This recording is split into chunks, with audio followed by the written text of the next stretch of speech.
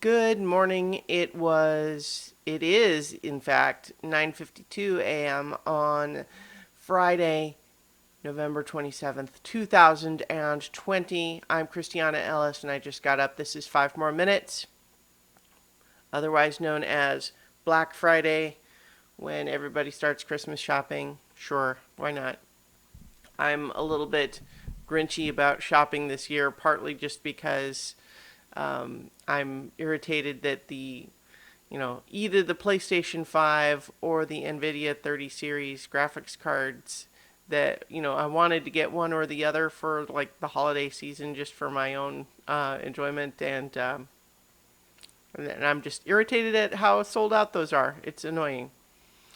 But, I have perspective about the whole thing. It's just got me in the few experiences that I've had so far trying to say, oh, well, they might have some up for sale at this time. And then, I go there and the website immediately crashes. And then when it comes back, it's sold out. So I'm just like, the idea of shopping right now doesn't feel fun.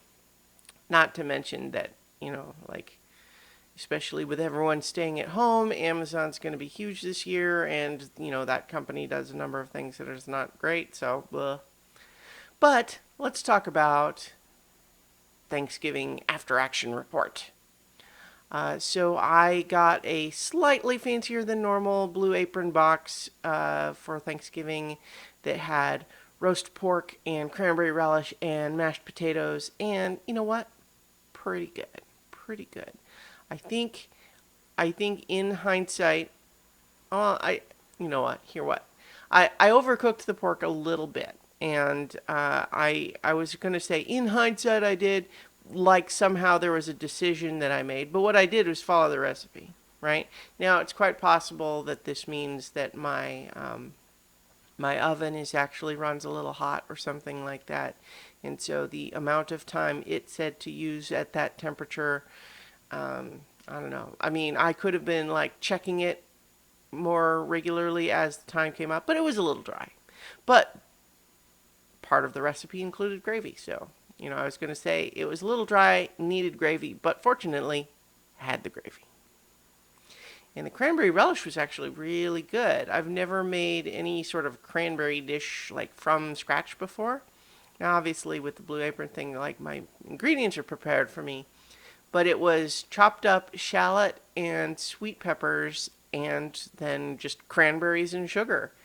And, boiling them all together until they, the cranberries kind of start to break down and becomes, like mush. Pretty good.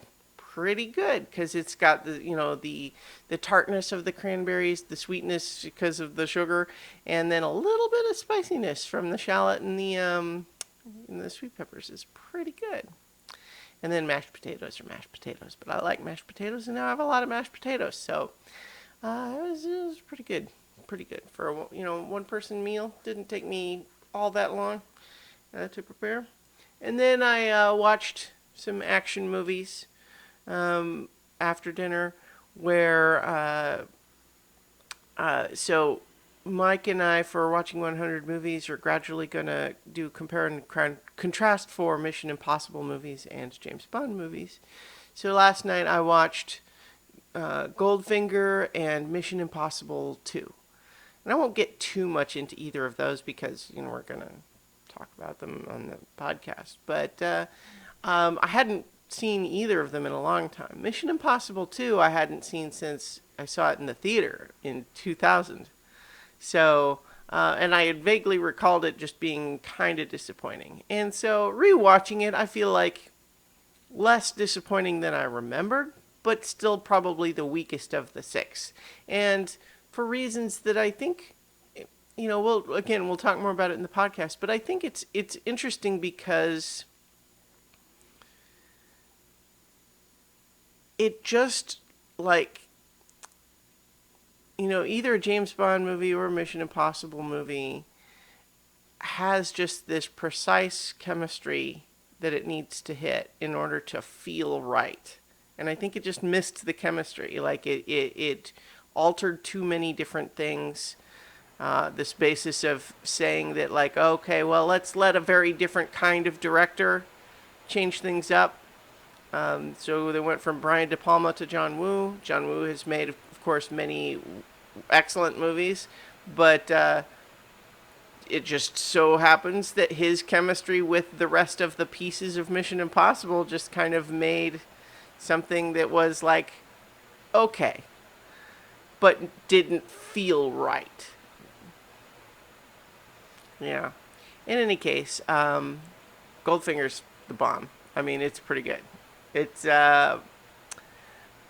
it's got some of that 60s Bond cheesiness and gender politics in it, of course, but otherwise the story is pretty fun and clever. It's got a lot of the archetypal things that we sort of parody with James Bond are all there. But I'll leave it there for now, and I hope everyone has a good holiday weekend. Of course, if it is a holiday weekend for you, if you're not in the States, it probably isn't. But in the meantime, you can still have a good weekend, and I'll talk to you tomorrow for 5 more minutes.